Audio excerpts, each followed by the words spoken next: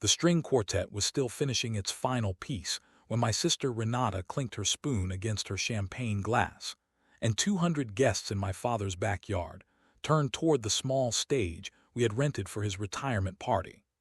I stood near the dessert table in a plain green dress I had owned for 4 years, watching my sister glide toward the microphone in heels that probably cost my entire monthly grocery budget.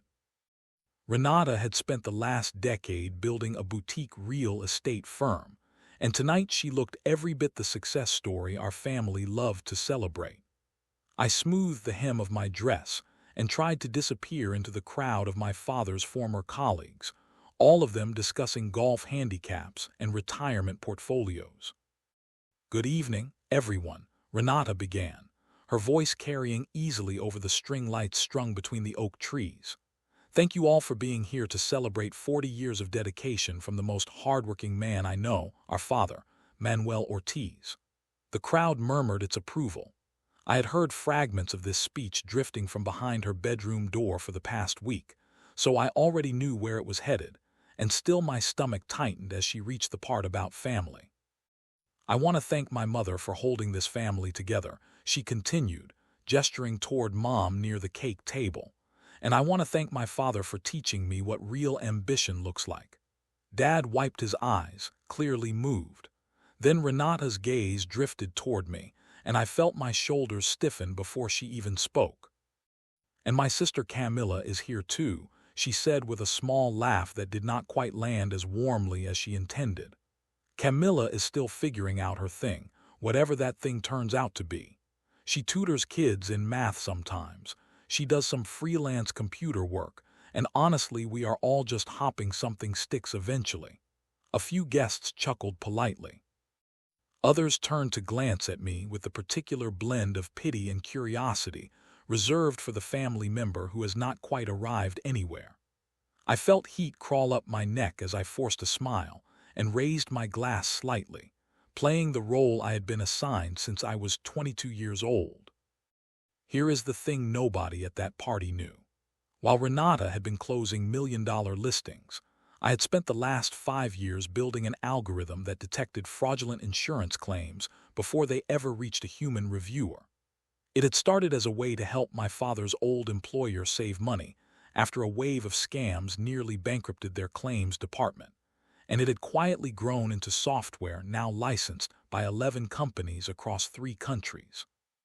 My work had already saved those companies an estimated $400 million in fraud losses. But explaining fraud detection algorithms and pattern recognition models to a family that referred to anything involving code as computer stuff had proven exhausting, so somewhere along the way I had simply stopped trying. Have any of you ever gone quiet about something you were proud of, just because you were tired of watching people's eyes glaze over the moment you started explaining it? That was me, standing at my own father's retirement party, letting 200 strangers believe I tutored algebra for extra cash. "Camilla, sweetheart," Mom said, appearing at my side during the lull after the speeches. "I was talking to your Aunt Rosa, and her office is hearing for a receptionist position. Steady hours, decent benefits. I told her you would probably be very interested." I pictured the servers running my code 24 hours a day, flagging suspicious claims in milliseconds, and I almost laughed at the absurdity of the gap between what my mother imagined and what I had actually built. "That is thoughtful, Mom, but I am pretty busy with my current work," I said instead. "Your current work," she repeated, in the tone she used when she was trying to sound supportive while clearly believing nothing of the sort. "Camilla, you cannot keep waiting for the perfect opportunity forever." I was not waiting. I had already built something extraordinary. It simply did not look like anything my family had a category for. Dinner continued in much the same fashion. When a family friend asked what I did for work, I said I do something with computers and quickly asked about their vacation instead. Before the conversation could turn into another round of gentle career advice I had not asked for. By the time the caterers began clearing plates, I was already planning my exit, calculating how long I needed to stay before I could slip away unnoticed. Then a man I did not recognize approached our table, his phone in one hand and an expression somewhere between confusion and disbelief. He introduced himself as Everett Chase, the chief financial officer of a national insurance carrier and a longtime friend of one of my father's former coworkers. "Excuse me," he said, his eyes fixed directly on me.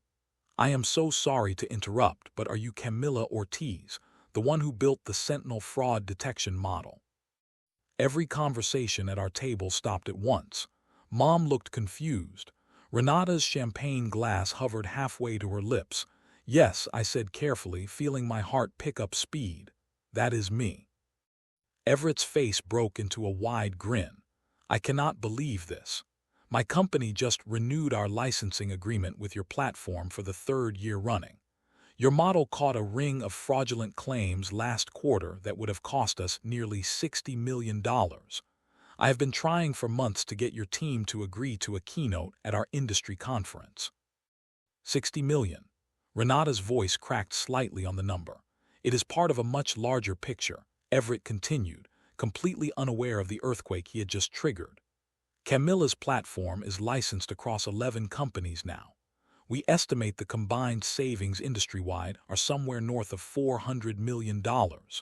Her work on adaptive fraud pattern recognition is honestly some of the most impressive engineering I have seen come out of an independent developer." "Independent developer," Mom repeated softly, as though testing whether the words made sense together. "She built it alone," Everett confirmed, still smiling, oblivious to my mother's stunned expression. "Started it as a passion project, from what I understand, and turned it into something 3 universities have asked her to lecture about. Do you mind if I introduce you to my colleague?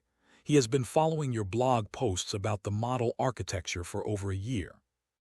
"Blog posts?" Renata said faintly, like she was hearing a foreign language for the first time. Each new detail landed on our table like a small aftershock. I could see my family struggling to reconcile the version of me they thought they knew with the one now being described by a stranger holding a very expensive watch. "Camilla," Renata finally said. Once Everett had wandered off to find his colleague, her voice completely different from the one she had used on stage 20 minutes earlier. "What exactly is going on?" "I think," I said quietly, "I need to explain some things."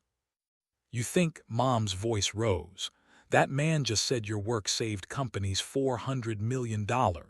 What work, Camilla? What have you been doing all this time?" "I have been building software," I said, "that helps insurance companies detect fraud before it costs them money." "For 5 years," Renata said, and it was not really a question.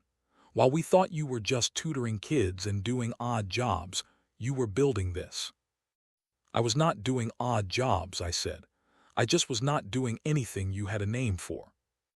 "But $400 million, Mom said weakly. "People do not hand out that kind of money for a hobby." "They do," I said, "if the hobby saves them from losing far more than that. My software analyzes patterns across millions of claims and flags the ones that look wrong before a human ever sees them. It works across health insurance, auto insurance, even workers' compensation." "And you never told us," Renata said, her shock sharpening into something closer to hurt. "You let me stand up there tonight and say you were still figuring out your thing." The accusation sat heavy between us. I want you to imagine standing in that exact spot, watching your sister realize in real time exactly how wrong she had been, and feeling no satisfaction in it at all, only a strange, tired sadness. "Renata," I said carefully, "do you remember 2 years ago at Thanksgiving, when I tried to tell you about the first company that licensed my model?" Her brow furrowed. "You mentioned something about a computer program. I said you sounded stressed and asked if you had thought about applying to grad school instead." I watched the memory land on her face. To her, it had been a passing comment. To me, it had been the death of any desire to share my work with my own family ever again. "Mom, remember my first real payment?" I continued gently. "I wanted to take everyone to dinner to celebrate, and you told me we should wait until I had something more stable to celebrate." Mom's hand rose to cover her mouth. "Camilla, How much was that payment? $2.3 million, I said. The number dropped into the silence like a stone into still water. 2.3 million was not tutoring money. It was not odd jobs money. It was the kind of number that rewrote everything. Dad, who had been quiet through all of it, finally spoke, his voice unsteady. Camilla, are you telling me you have been sitting on millions of dollars this entire time, while your mother and I worried about whether you were eating properly? The full licensing revenue across all my contracts is a little over $11 million so far, I said. And that is before the 2 new companies signing on next quarter. 11 million, Renata repeated numbly, as if trying the words out for the first time. Before I say anything else, and I promise we are getting right back to this family, if stories like this one keep you glued to your screen, the way this night kept 200 wedding guests glued to theirs, go ahead and hit subscribe to Alex right now, because there is another one waiting for you the moment this ends. But why, Mom asked, tears gathering in her eyes. Why would you keep something like this from us for 5 years? It was the question I had been dreading since the moment Everett Chase walked up to our table. Because every time I tried to share something I was proud of, I said as gently as I could manage, it got brushed aside. Every milestone became a reason to suggest I try something more practical instead.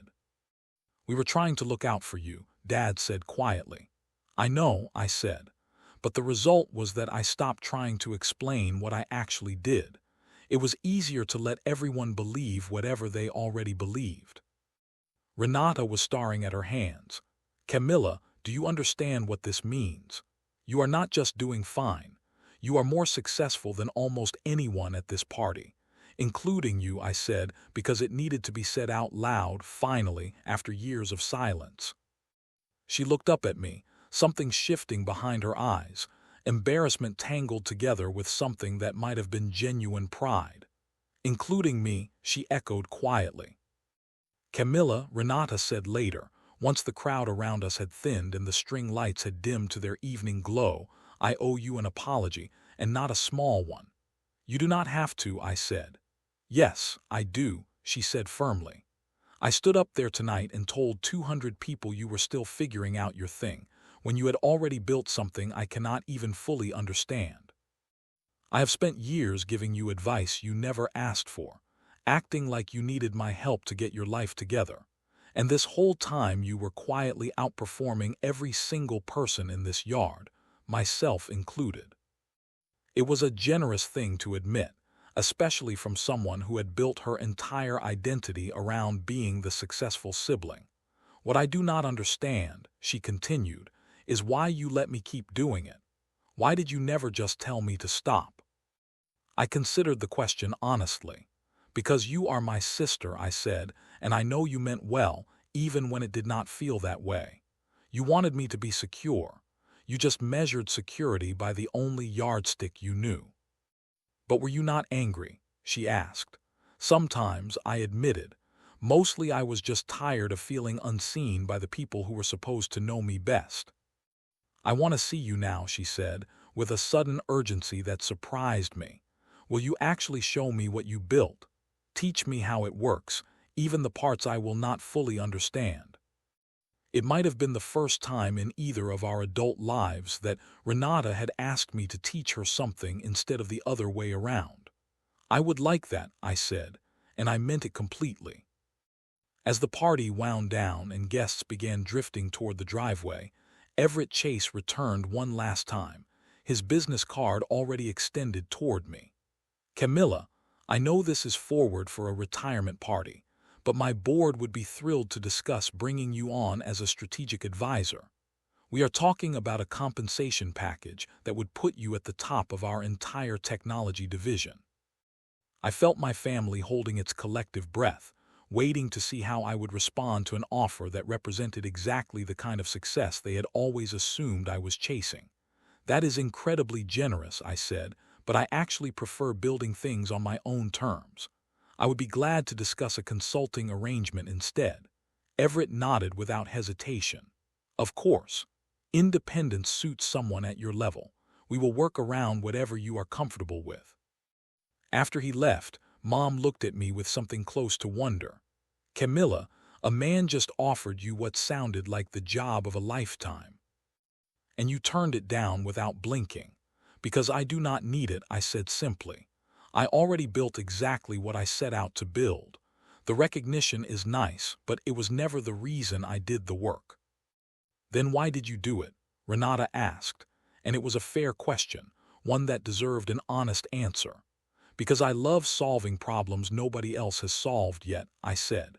"Because there is something deeply satisfying about building a thing that quietly protects people who will never know your name. And because the money, whenever it comes, just buys me the freedom to keep doing exactly that." As we finally said our goodbyes near the driveway, Renata pulled me aside one more time. "Camilla, one more question," she said. "Are you actually happy? Not successful, not impressive, just happy." It was such a Renata question, cutting straight to the only thing that had ever really mattered. "Yes," I said. "I am doing precisely what I want to be doing, exactly how I want to do it. I could not imagine a version of my life that made me happier than this one." "Good," she said, and pulled me into a hug tighter than any she had given me in years. "That is genuinely all I ever wanted to know." Driving home that night, past the quiet office building where my servers ran through the dark hours without me, I felt lighter than I had in years. The secret was finally out. The performance was finally over, and for the first time in a long time, my family knew exactly who I was. It was not the retirement party Renata had planned in her head, but it became the beginning of something better, a relationship built on truth instead of assumptions. The quiet one had been there all along. She had simply been waiting for someone to finally ask the right question.